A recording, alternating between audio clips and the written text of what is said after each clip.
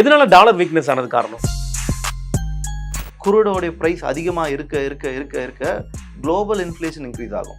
அப்போது டாலருடைய ப்ரைஸும் அதிகமாக இருக்குது, ஆயிலோட ப்ரைஸும் அதிகமாக இருக்குது. அப்போது இன்ஃப்ளேஷன் அதிகமாகும். அப்போ ஆல்ரெடி அவனுக்கு எலெக்ஷன் வரப்போகுது. இப்போது அவனுடைய எலெக்ஷன் வந்ததுன்னா அடுத்தது அவனுடைய ஃபெடரேட் இருக்குது. இது ரெண்டுமே அவனுடைய எலெக்ஷனை பெரிய அளவில் பாதிக்க வாய்ப்பு, ஹெவியான வாய்ப்பு இருக்குது. ஸோ தலைவன் என்ன பண்ணுவான், சரி இப்போதைக்கு இதில் கை வைக்கணும், கொஞ்சம் அமைதியாக போகிறது தான் கரெக்ட் அப்படின்னு அவனால் மார்க்கெட்டில் எவ்வளோ லூட் அடிக்க முடியுமோ. ஆனால் பட் இந்த இண்டெக்ஸில் வந்து இறங்குறவங்களுடைய இந்த பிகினர்ஸ்க்கோ அல்லது வந்து இந்த இன்டர்மீடியட் இருக்கோ அவங்களுக்கு இந்த இன்ட்ராடேல பண்ணுறவங்களுக்கு பர்டிகுலராக உங்களை அட்வைஸ் என்ன கேட்டால் இந்த டைமில் இறங்காமல் வேடிக்கை பார்க்குறது தான் நல்லது. ஃபண்டை சேவ் பண்ணுறது தான் புத்திசாலித்தனம். இப்போ டெய்லி என்னென்ன ட்விட் இவர் போட்டிருக்காரு, மார்க்கெட் என்ன ரிஃப்ளெக்ட் ஆயிருக்கு, என்னென்ன ஆயிருக்கு அப்படின்னு ஒரு பெரிய லிஸ்ட் எடுத்து வச்சிருக்கோம். என்னன்னைக்கு என்னென்ன சொல்லி பார்த்தா மார்க்கெட் இவர் ட்விட் போட்டால் பாசிட்டிவ், இவர் நெகட்டிவ் ட்விட் போட்டால் மார்க்கெட் நெகட்டிவ். ஸோ இது வந்து ஷேர் மார்க்கெட் இல்லை, ட்ரம்ப் மார்க்கெட். ட்ரம்ப் அவர்கள் வந்து ஈரான் மேலே அட்டாக் பண்ண ஆரம்பிக்கிறாரு, முழுவதும் பவர் செக்டரை அட்டாக் பண்ணுறாரு அப்படின்னா நம்ம எந்தெந்த ஷேர்ஸ் பக்கம் போகக்கூடாது? ஷேர்ஸ் பக்கமே போகக்கூடாது. ஷேர்ஸ் பக்கம் ஆமாம், ஷேர்ஸ் பக்கமே போகக்கூடாது. வணக்கம். இன்றைய நம்முடைய சிறப்பு விருந்தினர் எக்ஸோரிக்ஸ் ஃபினான்சியல் இன்ஸ்டியூட்டோட நிறுவனர் திரு கர்னல் ராஜ் அவர்கள் நம்மளோட இணைந்திருக்காரு. கடந்த 2 வாரமாக நம்முடைய பங்கு சந்தையில் இருக்கிற மாற்றங்களை பற்றி நம்ம தெரிஞ்சிருக்கோம். இன்றைக்கும் அதுதான் நம்முடைய இது. இந்த பங்கு சந்தையில் இவ்வளோ பெரிய மாற்றங்களுக்கு காரணம் என்ன, இதை பற்றி நம்ம இன்றைக்கி விவாதிக்க இருக்கிறோம். அது மட்டும் இல்லாமல் ரிஜிம் நிறைய ரேட்ஸ் வந்து டிஃப்ரென்சியேஷன் ஆகிருக்கு. இதை பற்றின ஒரு ஆலோசனையும் நம்ம இன்றைக்கி பண்ண இருக்கிறோம். வணக்கம் பிரதர். வணக்கம். நம்முடைய 2 வார நட்புக்கு அப்புறம் இது 3வது வாரம் தொடர்கிறது. ஆனால் பங்கு சந்தையில் வந்து எந்த மாற்றமும் இல்லாமல் ஒரு பகைமை உணர்ச்சியோடையே போயிட்டுருக்கு. என்னதான் நடக்குங்கிறது தெரிய மாட்டேங்குது. பார்த்தா இன்னைக்கு காலையில் வந்து மிகப்பெரிய லெவலில் ஒரு ஃபால் பார்த்துட்டு இருந்தது. கிட்டத்தட்ட நேற்று இருந்த ஒரு ஹையை விட இன்னைக்கு இருந்த ஃபால் வந்து ரொம்ப ஹெவியாக இருந்துச்சு. ஆனால் சடனாக பார்த்தா இப்போ வந்து ஒரு பெரிய லெவலில் ஒரு மாற்றம், மார்க்கெட் வந்து பவுன்ஸ் பேக் ஆகிருக்கு. எதனால் மார்க்கெட் ஃபால் ஆனதுக்கு என்னென்னா எப்பயும் சொல்கிற ஒரே காரணம் தான் ட்ரம்ப் தான். ஆக்சுவலாக என்ன சொல்லியிருந்தார் அப்படின்னா, நான் உங்களை டிஸ்டர்ப் பண்ணுறதில்ல, இனிமேட்டு நான் வந்து வாரை வந்து சுமூகமாக வைக்கிறேன், பீஸ்ஃபுல்லாக நான் கொண்டு போய்க்கிறேன் அப்படின்ற மாதிரி ஒரு பேச்சுவார்த்தை இருந்தது. அவர் அதுவுமே ஒரு பர்டிகுலர் சொல்லியிருந்தார், நீங்கள் ஹார்மோன்ஸை திறந்தாலும் சரி திறக்காட்டினாலும் சரி நான் கம்பல்சரி நான் வாரை ஸ்டாப் பண்ண போகிறேன் அப்படின்ன உடனே மார்க்கெட் வந்து ஒரு பாசிட்டிவ் சைனுக்கு மாற ஆரம்பிக்குது. ஸோ இந்த மாதிரி ஒரு பாசிட்டிவ் சைன் ஆல்ரெடி போயிட்டுருக்கப்போ இந்த சைடு நம்ம சவுதி சைட்லேருந்து என்ன சொல்கிறாங்கன்னா, அகைன் ஒரு ப்ரெஷர், நீங்கள் வந்து வாரை ஸ்டாப் பண்ணக்கூடாது, ஈரான் சைட்லேருந்து வாரை கண்டினியூ பண்ணுங்கள், இது வந்து ஃபுல் அண்ட் ஃபுல் வந்து எண்டுக்கு வந்து தீரணும் அப்படின்ற மாதிரி ஒரு ப்ரெஷர் போகுது. ஏன் அவங்க சைடில் இந்த ப்ரெஷர் இருக்கும் சார்? இப்போது எதனால் அவங்க சைடில் இந்த ப்ரெஷர் இருக்கும்? அவங்க என்ன பிரச்சனை, இப்போ மார்க்கெட் வந்து ஒரு இவங்களோட யூஎஸ்பே அடிச்சாச்சு. ஸோ இவங்களுக்கு ஒரு பெரிய பிரச்சனை என்னென்னா ஆயில் தான் இவங்களோட பெரிய பிரச்சனை.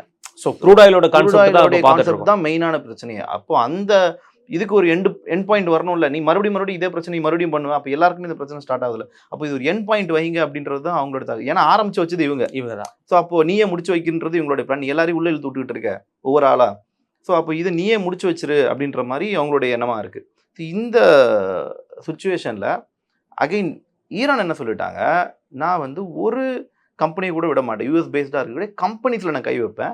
இது வந்து டைரக்ட் எந்த மாதிரி அட்டாக்னா, டைரக்ட் இந்த குண்டு போட்டு தாக்குறதுலாம் இல்லை, இது வந்து லைக் ஒரு சைபர் அட்டாக் இருக்கும் அப்படின்ற மாதிரி ஒரு கிளியராக வச்சுருக்காங்க. ஏன்னா இதில் எல்லாரும் யோசிக்க வேண்டியதுன்னா, ஒரு இன்டர்நெட் கனெக்ஷன்ன்றது நம்ம ஆல்ரெடி பார்த்து, அப்போது அதை அவங்க ஸ்டாப் பண்ணுறதுக்கு ஒரு பெரிய வாய்ப்பு இருக்குது அப்படின்றது எல்லாரும் நினைக்கிறோம். அண்ட் இதை பற்றி நிறைய விஷயங்களும் பேசிக்கிட்டும் விவாதிச்சுக்கிட்டுமே இருக்காங்க. பிகாஸ் அவங்க இன்டர்நெட்டை கட் பண்ணிட்டாங்க அப்படின்னா அது ஒரு என்டையர் சைபர் அட்டாக் முழுவதுமே அந்த இதை பயப்படுறோம் நம்ம. அப்போது ஆல்ரெடி ஏடபிள்யூஎஸ் சர்வர் நம்ம பார்த்துருப்போம், அமேசான் அதில் கை வச்சுருக்காங்க. ஸோ இந்த மாதிரி கண்டினியூஸாக இருக்கப்போ ஒரு 18 கம்பெனிஸ் அவங்க லிஸ்ட்டில் இருக்குது. அந்த 18 கம்பெனிஸ் தான் நாங்கள் தாக்குறோன்றது மெயின். அப்போ அங்கே உடனே அதில் கை வச்ச உடனே சென்செக்ஸ் ரிஃப்ளெக்ட் காட்டிடுச்சு. அங்கேருந்து சென்செக்ஸ் வந்து ஒரு பயங்கர ஃபால். அப்போது சென்செக்ஸ் பயங்கர ஃபால் ஆனோடனே எங்கே பிரச்சனை வரும், டாலர் மேலே இருக்கிற நம்பிக்கை போகுது.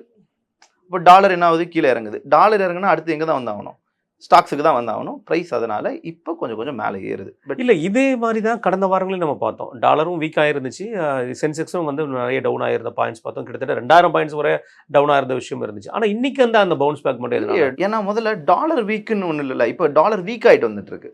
ஓகே, இப்போ டாலர் ஸ்ட்ராங்காக இருக்குது, அட் த சேம் டைம் டாலரும் ஸ்ட்ராங்காக இருக்குது, அட் த சேம் குரூட் ஆயிலும் ஸ்ட்ராங்காக இருக்குது. ஓகே, இது ரெண்டுமே ஈக்குவலாக இருந்துச்சு. இப்போ என்ன பிரச்சனைனா, டாலர் ஒரு பக்கம் வீக் ஆகுது இல்லை, டாலர் வீக் ஆச்சுன்னா நான் குரூட் ஆயில் பக்கம் போக முடியாது. ஏன்னா சப்போஸ் இது நிறுத்துறேன்னு சொல்லிட்டு குரூட் ஆயில் இறங்கிருச்சுன்னா அகைன் எனக்கு லாஸ். அப்போ நான் மக்கள் என்ன பண்ணுவாங்க, இது ரெண்டுமே சரியில்லை, ஸ்ட்ரெயிட்டாக எங்கே தாவிடுவோம், சென்செக்ஸ் ஆகிருவோன்னு ப்ரைஸ் இப்போ ஒரு மதியத்துக்கு மேலே தான் ஒரு 1:30க்கு மேலே தான் ப்ரைஸ் வந்து மூவ்மெண்ட் ஆகுது. மூவ்மெண்ட் ஆகுது. அது பெரிய லெவலில் மூவ்மெண்ட் ஆயிருக்கு. அது இது என்னன்னா எக்ஸ்பீரி அன்னைக்கு பெரிய அளவில் மூவ்மெண்ட் ஆனது தான் ரொம்ப ரேரஸ்ட் நம்ம பார்த்துருக்கோம். கிட்டத்தட்ட வந்து எனக்கு தெரிஞ்சு இந்த வருஷத்துல 3வது தடவை என்னமோ சம்திங் தான் ஆயிருக்கு. அது பெரிய லெவலில் மாற்றங்கள் இல்லை. இப்போ வாட்டோட ஆகும் ஒரு 800 பாயிண்ட் இருந்த டிஃபரன்ஸ் வந்து நமக்கு கிரீன்ல காமிக்கிற ஒரு 300 காமிக்கும். கிட்டத்தட்ட ஓவரால் 1000 பாயிண்ட்ஸ் பார்க்கலாம். அதனால கொஞ்சம் எல்லாருக்கும் கொஞ்சம் மன வருத்தம் பெரிய மன வருத்தம் தான். இது எப்படி மார்க்கெட் எப்படி ப்ரெடிக்ட் பண்றதுன்னே இங்க தெரிய மாட்டேங்குது. எதனால டாலர் வீக்னஸ் ஆனது காரணம்? இப்போ நமக்கு குரூட் வந்து நமக்கு இந்த ப்ரைஸ் வந்து எதனால இப்படி ஸ்டேபிளா நிக்குது அப்படின்ற ஃபர்ஸ்ட் புரிஞ்சுக்கணும். குருட் வாங்குறது டாலர் வச்சு மேஜரா, அதனாலேயே தான் நமக்கு ஒரு பக்கம் இந்த ஸ்ட்ராங் ஆகிக்கிட்டே இருக்கு. பட் இன்னொரு பக்கம் இது டாலர் வீக் ஆகுறதுக்கு இன்னொரு ரீசன் என்னன்னா, இவங்களது டாலர் ஹையாவே இருக்குது அப்படின்னா இன்ஃப்ளேஷன் ஒரு பக்கம் ஸ்டார்ட் ஆக ரெடி ஆகும். ஓகே, அப்போ விலைவாசிகள்லாம் ஏன்னா இந்த பக்கம் நமக்கு பர்டிகுலராக சொல்றோம்னா குரூடோடைய ப்ரைஸ் அதிகமாக இருக்க இருக்க இருக்க இருக்க குளோபல் இன்ஃப்ளேஷன் இன்க்ரீஸ் ஆகும். அப்போது டாலருடைய ப்ரைஸும் அதிகமாக இருக்குது, ஆயிலோட ப்ரைஸும் அதிகமாக இருக்குது. அப்போது இன்ஃப்ளேஷன் அதிகமாகும். அப்போ ஆல்ரெடி அவனுக்கு எலெக்ஷன் வரப்போகுது. இப்போ அவனுடைய எலெக்ஷன் வந்ததுன்னா அடுத்தது அவனுடைய ஃபெட்ரேட் இருக்கு. இது ரெண்டுமே அவனுடைய எலெக்ஷனை பெரிய அளவில் பாதிக்க ஹெவியான வாய்ப்பு இருக்குது. ஸோ தலைவன் என்ன பண்ணுவான், சரி இப்போதைக்கு இதில் கை வைக்கணும், கொஞ்சம் அமைதியாக போகிறது தான் கரெக்ட் அப்படின்னு அவனால் மார்க்கெட்டில் எவ்வளோ லூட் அடிக்க முடியுமோ full and full maybe inside ட்ரேடிங்காக இருக்கலாம், இல்லை மார்க்கெட்டில் எங்கே லிக்விடிட்டிஸ் வேணுமோ எல்லாத்தையும் கவர் பண்ணிச்சு. மேஜராக இது வந்து கோல்டுக்கும் நம்ம மெயினாக பார்க்க வேண்டியதாக இருக்குது. இல்லை இந்த மாதிரியான குழப்பமான சூழ்நிலையில் ஒரு ட்ரேடராக இப்போ எனக்கு நான் பிகினராக இருக்கலாம், அல்ல இன்டர்மீடியட்டாக இருக்கலாம். ஏன்னா வெல் எக்ஸ்பர்ட்டுங்கிறது வந்து எப்படி இறங்குவாங்கங்கிறது தெரியாது. ஆனால் பட் இந்த இண்டெக்ஸில் வந்து இறங்குறவங்களுடைய இந்த பிகினர்ஸ்க்கோ அல்லது வந்து இந்த இன்டர்மீடியட்டருக்கோ அவங்களுக்கு இந்த இன்ட்ராடேயில் பண்ணுறவங்களுக்கு பர்டிகுலராக உங்களை அட்வைஸ் என்ன கேட்டால் இந்த டைமில் இறங்காமல் வேடிக்கை பார்க்குறது தான் நல்லது. ஃபண்டை சேவ் பண்ணுறது தான் புத்திசாலித்தனம் இப்போது. ஏன்னா இப்போது ஒரு நல்ல எக்ஸ்பீரியன்ஸான traders even technical and fundamental both ரெண்டையுமே பார்த்து ஹேண்டில் பண்ணுறவங்களே கொஞ்சம் மார்க்கெட்டில் ஒரு குழப்பமான சூழ்நிலையில் இருக்காங்க. அடுத்து என்ன நியூஸ் வரும், மார்க்கெட்டோடைய சென்டிமெண்டல் வாலடைல் ஹெவியாக இருக்குது அப்படின்றத பார்த்து பயந்து தான் இருக்காங்க. பட் இதில் இன்னும் எக்ஸ்பர்ட்ஸ் ப்ராஃபிட் பண்ணுறாங்க, அது அடுத்த கதை. பட் இருந்தாலுமே அவங்களோட ரிஸ்க் ஃபேக்டர்ஸ் இதெல்லாம் ஹேண்டில் பண்ணி தான் அவங்க பண்ண போகிறாங்க. ஈவன் ஒரு என்ட்ரி எடுக்கிறதா இருந்தாலும் கூட அதில் ப்ராஃபிட் பண்ணனாலும் அவங்களுடைய லாஸ் என்னன்றது முன்கூட்டியே பிளான் பண்ணி தான் உள்ளே இறங்குறாங்க. So they are emotionally strong. அவங்களுக்கு வந்து இந்த மாதிரி நம்ம நார்மல் ட்ரேடர்ஸ் மாதிரி அவங்க பிஹேவ் பண்ண போகிறதில்ல. பட் ஆனால் இதே நார்மல் பீப்புள், நார்மலாக ட்ரேட் பண்ணுறவங்க, ஒரு இன்ட்ராடே பண்ணுறவங்க, நான் ஒரு 5000 10,000 வச்சு ட்ரேட் பண்ணுறவங்களுக்கு அந்த 5000 பெரிய விஷயமா தெரியுது. ஸோ அப்போ அந்த 5000 போச்சுன்னா என்ன பண்ணுறதுன்றது தான் எங்கள் பிரச்சனையே.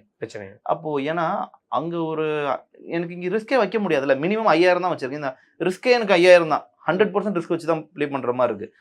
லைக் வாழ்வா சாவா தான். அப்போது இதில் அவங்களுடைய மைண்ட் செட் எப்படி இருக்குன்னா, இந்த 5000 விட்டுறக்கூடாதுன்னு தான் இருக்கும். இதில் எனக்கு ஒரு 300 போனால் போதும், ஒரு 50 போனால் போதும், ஒரு 500 போனால் போதும், நீங்கள் ஒதுக்குற அந்த மைண்டே இல்லையே. ஏன்னா அவங்களோட சின்ன ஃபண்டு. அப்போ அவங்களோட மென்டலி எப்படி இருக்குன்னா, இதை எப்படியாவது காப்பாற்றிடணும்னு இருக்கும்.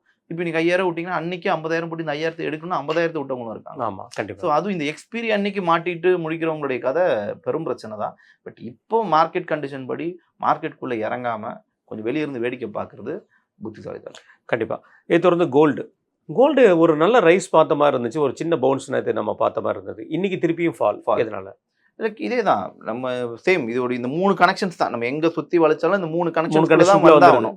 ஸோ அப்போது ஆல்ரெடி நமக்கு கோல்டு நல்ல ஒரு ஃபால் கொடுத்து ஒரு ப்ராப்பர் நம்ம ஆல்ரெடி பார்த்து சொன்னது தான் அந்த லிக்விடிட்டி அப்படின்ற ஒரு ஏரியா. ஸோ அப்போது மார்க்கெட் வந்து செல் ஆர்டர்ஸ் அண்ட் பை ஆர்டர்ஸ்லாம் கவர் பண்ணிட்டு ப்ரைஸ் மார்க்கெட் மூவ் ஆகுது. ஸோ எதனால் மூவ் ஆகுதுன்னா டெக்னிக்கல் வைஸ் அது கரெக்டான வேல இருந்தால் மூவ் ஆகுது. அதுக்கு ஏற்ற மாதிரி ட்ரம்ப்புமே அவர்களுடைய பாசிட்டிவ் நியூஸ்லாம் கொடுத்ததுனால 2 கோரிலேட் ஆகி ப்ரைஸ் நல்ல ஒரு மூவ்மெண்ட்டை கொடுத்தது. அப்புறம் எவ்வளோதான் மார்க்கெட் மூவ்மெண்ட் கொடுத்தாலும் மறுபடியும் செல் பண்ணி மறுபடியும் பை பண்ணணும். ஸோ அப்போ ஒரு நெகட்டிவ் நியூஸ். ஸோ அந்த நெகட்டிவ் நியூஸ் கோல்டுக்கு அகெயின்ஸ்டாக இருக்குது. அங்கேருந்து மறுபடியும் ப்ரைஸ் ஃபால் ஆகுது. ஸோ இது வந்து ப்ரீ பிளான்டாக இருந்தாலும் அப்படி தான் தெரியுது. இங்கேருந்து இதுக்கு அடுத்து இது வரும், இதுக்கு அடுத்து இந்த ட்வீட்டு போடலான்னு ஒரு ப்ரீ பிளான்டு மாதிரி தான் இருக்குது. நீங்கள் ஒரு இந்த மே மாதம் ஃபுல்லாக எடுத்துக்கிட்டிங்கன்னு வைங்களேன், சாரி மார்ச் மாதம் ஃபுல்லாக எடுத்துக்கிட்டிங்கன்னு வைங்களேன், டெய்லி என்னென்ன ட்வீட் இவர் போட்டிருக்காரு, மார்க்கெட் என்ன ரிஃப்ளெக்ட் ஆயிருக்கு, என்னென்ன ஆயிருக்கு அப்படின்னு ஒரு பெரிய லிஸ்ட்டே எடுத்து வச்சிருக்கோம். என்னென்னைக்கு என்னென்ன சொல்லி பார்த்தா மார்க்கெட் இவர் ட்வீட் போட்டால் பாசிட்டிவ், இவர் நெகட்டிவ் ட்வீட் போட்டால் மார்க்கெட் நெகட்டிவ். ஸோ இது வந்து ஷேர் மார்க்கெட் இல்லை, ட்ரம்ப் மார்க்கெட். அப்படி இதில் நம்மளுடைய பெர்ஃபார்மன்ஸ், கம்பெனியோட பெர்ஃபார்மன்ஸ் எதுவும் செல்லாதா? கம்பெனியோட பெர்ஃபார்மன்ஸ் செல்லுன்னாலும் அது நீங்க வாங்குறது காசு கொடுத்து தானே வாங்குறீங்க. இப்போ நீங்க ஒரு ஸ்டாக் வாங்கணும்னாலும் அது எதை கொடுத்து வாங்கணும்? டாலர் கொடுத்து தானே வாங்கணும். அப்போ நான் என்னோட நம்பிக்கை எது மேல இருக்குன்றது தான் நான் பாக்குறேன். இது ஷேர் வாங்கி ஷேர் இறங்கிடுச்சுன்னா என்ன பண்றது? அதுக்கு என் பணத்தை பத்திரமாவது வச்சிருக்கலாம். சரி, இதை வாங்குறதுக்கு பதில் நான் பாண்டு வாங்கலாம்னு நினைக்கலாம். ஸோ என்ன இதுல நான் முதலீடு பண்ண போறேன்றது மக்களுடைய மனநிலையில இருந்து நம்ம பார்க்கணும். பயம்னு ஒரு விஷயம் இருக்குல்ல, அன்சர்டனிட்டின்னு ஒன்று இருக்குல்ல, நிலையான தன்மை இல்லாம இருக்குல்ல, அப்போ அதையும் நம்ம ஒரு பக்கம் கவனிக்க வேண்டியது இருக்கு. ஸோ நம்ம ஒரு ஸ்டாக்கை இப்போ ஏன் ஸ்டாக் கீழே இறங்குச்சு, இப்போ சென்செக்ஸ் ஏன் கீழே இறங்குச்சு, ஒன்றும் இல்லை, உன் கம்பெனிலாம் அடிச்சிடும்னு சொல்லிட்டான். அப்போ மக்கள் ஐயோ என்னோட முதலீடு அதில் இருக்கே, நான் அதில் முதலீடு பண்ணி வச்சிருக்கேனே, அப்போ வித்துருவோம். ரொம்ப நஷ்டத்துக்கு இல்லைனாலும் ஒரு சின்ன நஷ்டமாக இருக்குது வித்துருவோம். லாபத்தில் இருக்கு, வந்த லாபம் போதும் வித்துருவோம். அசல்ல இருக்கு, இப்போ கிடைச்ச வரைக்கும் போதும் விட்டுருவோம், பணத்தையாவது காப்பாற்றுவோம் அப்படின்ற மனநிலைக்கு வந்து செல் ஆஃப் பண்றாங்களா. அப்போ செல் பண்றாங்கனால என்ன ஆயிட போகுது, அங்கிருந்து பிரைஸ் ஃபால் ஆக ஆரம்பிச்சிடும். ஸோ இந்த மாதிரியான கனெக்டிவிட்டிஸ் நிறைய இருக்கு மார்க்கெட்ல. நம்ம பிளைண்டா ஒரு விஷயத்த மட்டுமே வச்சு பார்க்க முடியாது. புரியுது. ஸோ இதுல பின்னணியில மக்களும் இருக்காங்கல்ல, அது ஒரு காரணமா பார்க்கப்படுது. ரைட். என்னுடைய கேள்வி என்னன்னா, சென்செக்ஸோட மாற்றம் நம்ம பார்த்துருக்கோம். இன்றைக்கி சென்செக்ஸ் எக்ஸ்பைரி, நிஃப்டியோட விஷயங்களில் இந்த மாற்றங்கள் வந்து நம்மளை ஹை பீரியடில் நம்ம பார்க்குறோம். இன்றைக்கி வந்து ஒரு வாலட்டிலிட்டி இருந்துச்சு. ஆனால் இன்றைக்கி ஆட்டோமொபைல் இண்டஸ்ட்ரீஸ் வந்து பார்த்தீங்கன்னா நல்ல பெர்ஃபார்மன்ஸ் பண்ணியிருக்காங்க. இது எப்படி பார்க்குறீங்க? ஆட்டோமொபைல் பெர்ஃபார்மன்ஸ்ன்றது நம்மளுடைய நெக்ஸ்ட் லெவல் ஸ்டெப்பு. எந்த அளவுக்கு இப்போது ஈவியை நம்ம எடுத்துக்கணும், ஆட்டோமொபைல்ஸ்னு எடுக்கிறப்போ ஈவி உள்ள கன்ஃபார்மாக உள்ள வருது. அப்போ அந்த ஈவியோடைய பெர்ஃபார்மன்ஸ்ன்றது மார்க்கெட்டில் இப்போ பாசிட்டிவ் சைனில் தான் இருக்குது. ஏன் பாசிட்டிவ் சைனில் இருக்குது அப்படின்னா, ஆட்டோமேட்டிக்காக நம்மளுக்கு என்ன இல்லை, ஆயில் இல்லைன்னு முடிவு பண்ணியாச்சு, பெட்ரோல் ஏறப்போகுதுன்னு முடிவு பண்ணியாச்சு, அதனால ஆட்டோமேட்டிக்காக ஈவிக்கு போகுது, ஈவி தன்னால ஏறப்போகுது. இதுதான் சிம்பிளா. ஓகே, இது ஆயிலோட ஃபீல்டு எப்படி இருக்கு? இப்போ நம்ம ஆயில் நம்ம பார்த்துருப்போம், ஹெச்பி பார்க்குறோம், இவங்கெல்லாம் க்ரூட் ஆயில் பேஸ் பண்ணியிருக்கிற ஒரு கம்பெனிஸோட விஷயம். இவங்களோட செயல்பாடுகள் வந்து இப்போ நம்மளுக்கு அப்படின்னு எடுத்துக்கிட்டா, நம்ம ஆல்ரெடி பார்த்தது, நமக்கு ஏற்றவும் கூடாது இறக்கவும் கூடாதுன்ற ஒரு கண்டிஷன்ல இருக்காங்க. அவங்களுக்கு கழுத்து மேல கத்தி வச்சு என்ன பண்றதுன்னு தெரியும். ஆனா என்ன ஷெல் மாதிரி பல்க்லாம் நேத்து வந்து ஹை லெவல்ல பிரைஸ் வந்து அவங்க பியூர்லி பிரைவேட், அவங்க பியூர்லி பிரைவேட். ஏன்னா இத்தனைக்கும் அவங்க சவுதி தான் அவங்களுடைய பியூர்லி பிரைவேட். ஒன்றும் அவங்க கம்பெனி ரன் பண்ணணும்னா பிரைஸ் ஏற்றி தான் வரணும். இப்போ இன்னொரு விஷயம் இருக்கு, நீங்க ஷெல்லில் பெட்ரோல் அடிக்கிறவங்க பாத்துறீங்களா, அதை தவிர வேறு எங்கேயும் அடிக்க மாட்டாங்க. நீ கூட 2 ரூபா கூட வச்சுக்க, நான் அங்கே வந்து அடிச்சுக்கிறேன். ஆமாம், அப்படி ஒரு மைண்ட் செட்டில் இருப்பாங்கல்ல. கார்பன் வந்து கம்மியான விஷயங்கள், இந்த மாதிரி நிறைய விஷயங்கள், பர்டிகுலர் ஷெல்லை பற்றி பேசணும்னா இந்த விஷயங்கள். ஆமாம், கண்டிப்பான முறையில். சில்வர் தாக்குதல்ன்றது கோல்டை தொடர்ந்து அது கூடயே தான் பயணிச்சுக்கிட்டு இருக்கு இப்போ. ஓகே, நம்ம இது ரெண்டையும் பிரிக்க முடியாத மாதிரி, இணை பிரியாத சகோதரர்கள் மாதிரி இருக்காங்க. ஏன்னா கோல்டு இறங்குனா சில்வர் இறங்குது, கோல்டு இறங்குனா சில்வர் இறங்குது. அண்ட் செமிகண்டக்டர்ஸ் வைஸ் இப்போ மறுபடியும் யூஸ் பண்ணுறதுக்கான ஸ்டார்ட் அப்லாம் கொடுத்துட்டாங்க. ஏன்னா பிகாஸ் ஆல்ரெடி ஒரு பெரிய பிரச்சனையாச்சு. இப்போ எப்படி ஆயிடுச்சுன்னா, இப்போ மக்களுக்கு சரி இன்னைக்கு ஏதாவது ஒரு ட்விட்டர் போடுவேன், இன்னைக்கு மார்க்கெட் இறங்கும், இன்னைக்கு எதனா நீ ட்விட்டர் போடுவேன் மார்க்கெட் இறங்கும் அப்படின்ற மாதிரி அந்த போரை ரொம்ப சுலபமாக எடுத்துக்கிட்டாங்க. சரி, இதுக்கான ப்ரிகாஷன்ஸ்லாம் பண்ணியாச்சு, அப்போ இதுக்கான வழிமுறைகள் என்னென்னன்றதை கண்டுபிடிச்சி அதை டெய்லி யூசேஜஸ்க்கு மாற்ற ஆரம்பிச்சிட்டாங்க. பட் அதே வந்து ஆரம்பிச்சப்போ யாருக்கிட்டையும் ப்ரிகாஷன்ஸ் இருக்காது, என்ன பண்ண போறோன்றது அடுத்த இருக்காது. ஸோ அப்போ வந்து கொஞ்சம் தட்டுப்பாடு இருந்தது. இப்போ ஃபைன். இப்போ ரீசெண்டாக பார்த்தோன்னா ஹாஸ்டல்ஸ்லாம் ஓப்பன் பண்ணிட்டாங்க. எல்பிஜி மேலே இருந்த பயம் கொஞ்சம் கம்மியாயிடுச்சு, கொஞ்சம் ஹேண்டில் பண்ண முடியுன்றது நார்மல் ஸ்டேஜுக்கு கொஞ்சம் கொஞ்சம் மாறுறாங்க. ஓகே, இப்போ இந்த ரேட் வைஸாக நிறைய விஷயங்கள் நம்ம பட்ஜெட்டில் வந்து மாற்றிருந்தாங்க. அது இன்று முதல் வந்து அமலுக்கு வந்திருக்கு, நேற்று அமலுக்கு வந்திருக்கு. அதோட மாற்றங்கள் எப்படி வந்து ஷேர் மார்க்கெட்டில் எதிரொலிக்கும்? ஷேர் மார்க்கெட்டில் நமக்கு என்னைக்குனாலும் பிரச்சனை தான். ஷேர் மார்க்கெட்டில் இருக்கிறவங்களுக்கு பாவப்பட்ட ஜென்மங்கள் தான். ஆமாம், ஏன்னா ஆனால் மக்களுக்கு இது மூலமாக பெரிய ஒரு வரவேற்பு இருக்குது. ஏன்னா டாக்ஸேஷனை ஃபுல் அண்ட் ஃபுல் பிரிச்சுட்டாங்க. ஆனால் இந்த ரெஜிமின்னு பார்க்குறப்ப தான் பெரிய குழப்பத்தில் இருக்குது. அது என்னைக்கு கிளியர் ஆகும்னு தெரியல. ஏன்னா ஓல்டு ரெஜிமி இருக்குது, ஓல்டு ரெஜிமிலேருந்து நியூ ரெஜிமி வந்துச்சு, அந்த நியூ ரெஜிமி இப்போ ஓல்டு ரெஜிமி ஆகி இப்போ நியூ ரெஜிமி வந்திருக்கு மறுபடியும். ஓகே, அப்போ இது எப்படி பார்க்கலாம்னா ஓல்டு நியூ, இதுக்கு நடுவில் இருக்கிறது ஓல்டு நியூ அப்படிங்கிற மாதிரி வந்துடுது, இல்லாட்டி நியூவில் ஓல்டு அப்படி பிரிச்சுக்கலாம். ஸோ இப்போ அந்த ஓல்டு நியூன்றதை ஒதுக்கிடலாம். ஓகே, ஓல்டு ரெஜிமி இருக்கு, அதுக்கு அடுத்து இருக்கக்கூடிய இப்போ கரண்ட் இந்த இயர்ல இருக்கக்கூடிய ரெஜிமி இருக்கு. மக்களுக்கும் அதுல நல்ல ஒரு கிளாரிஃபிகேஷன் கொடுத்துருக்காங்க. அதுல ஒரு ப்ளஸ் என்னன்னா, 12 லட்ச ரூபா நீங்க என்ன பண்ணிக்கலாம், உங்களுடைய வருமானத்துல இருந்து கணக்கு காட்ட முடியும். அது ஒரு ரொம்ப பெரிய பாசிட்டிவான விஷயம். அது போக 12,75,000 12,75,000. அது மட்டும் நீங்க சொல்றீங்க.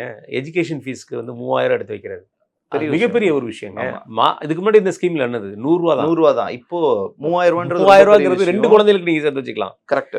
சோ அதெல்லாம் வந்து மிகப்பெரிய ஒரு அட்வான்டேஜஸ்க்குள்ள சம்பந்தப்பட்ட விஷயங்கள் அது. அதுல நம்ம வந்து பழைய ரெஜ்மில என்னன்னா அதுல ஒரு 50,000 பேஸா நம்ம எடுத்து ஸ்டாண்டர்ட் டிடெக்ட் பண்ணி வைக்கிறது. பிளஸ் அது இல்லாம ஒரு 1.5 லட்ச ரூபா நம்ம ஏடிசி, அதாவது எல்ஐசி அதெல்லாம் கனெக்ட் பண்ணி இதுதான் இருந்துச்சு. பட் இப்போ அதை மட்டும் தான் இவங்களால பண்ணிக்க முடியாதே தவிர மற்றபடி ஓவராலுக்கு எல்லாமே இருக்கு. அண்ட் ஸ்லாபுமே இன்க்ரீஸ் பண்ணியிருக்காங்க. அப்போ வந்து அங்க வந்து 2.5க்கு 5 தான் இருந்தது. ஃபார் எக்ஸாம்பிள் 2.5 லட்சத்துல இருந்து 5 லட்ச ரூபாய்க்குள்ள 5% இருந்தது. இப்போ அது மினிமம் அங்க அதே மாதிரி வெறும் 2.5 லட்சம் வரைக்கும் தான் டாக்ஸே இல்லாம இருந்தது. ஏன்னா இது ஏன் பேச வரேன்னா பிசினஸ் மேன்ஸுக்கு தான் பிரச்சனை. இப்போ பிசினஸ் மேனுக்கு என்ன வருதுன்னா இங்க 4 லட்சம் வரைக்குமே உங்களுக்கு டாக்ஸ் ஃப்ரீ வந்துருது. 4 லட்சம்ன்றது நிறைய பெனிஃபிட்ஸ் நம்ம இதுல பாக்குறோம். ஹெவியா இருக்கு பெனிஃபிட்ஸ். அதாவது இன்கம் டாக்ஸ் கட்ட வேண்டியவங்க வந்து இதுல வந்து கம்மியா இருக்கலாம். ஆனா கெட்டவங்க அதிகமா கட்டுறதுக்கான வாய்ப்புகள் தான் அதிகமா அந்த மாதிரி தெரியுது. அதுமே ஸ்லாப்மே நல்லா பெருசு. ஆமா. ஓவரால் இப்போ முதல்ல வந்து நமக்கு 15% வந்துட்டாலே ஓவரால் நீங்க 30% டாக்ஸ் கட்டுற மாதிரி ஆயிடுச்சு. இப்போ அதுவுமே 30% டாக்ஸ்ன்றது ரொம்ப தள்ளி இருக்கு. அதோடைய வரவேற்புன்றது ரியலி பிசினஸ் மேன்ஸ்க்கு ஒரு பாசிட்டிவ் சைன். இப்போ அடுத்த வாரம் 5 நாட்கள் வந்து மார்க்கெட் இருக்கு. நம்ம அதனால கொஞ்சம் சொல்லலாம். அதில் இன்னொரு விஷயமும் என்னன்னா, ட்ரம்ப் அவர்களுடைய அறிவிப்பு. நீங்க சொன்ன மாதிரி அடுத்து ட்ரம்ப் என்ன சொல்ல போறாருன்னு தெரியல அப்படிங்கிற மாதிரி விஷயம். அவர் என்ன சொன்னார் லாஸ்ட் டைம், நான் ட்ரூப்ஸை இறக்குறேன், ஒன்றும் செய்ய மாட்டேன், சாரி எதுவும் பண்ண மாட்டேன்னு சொன்னாரு.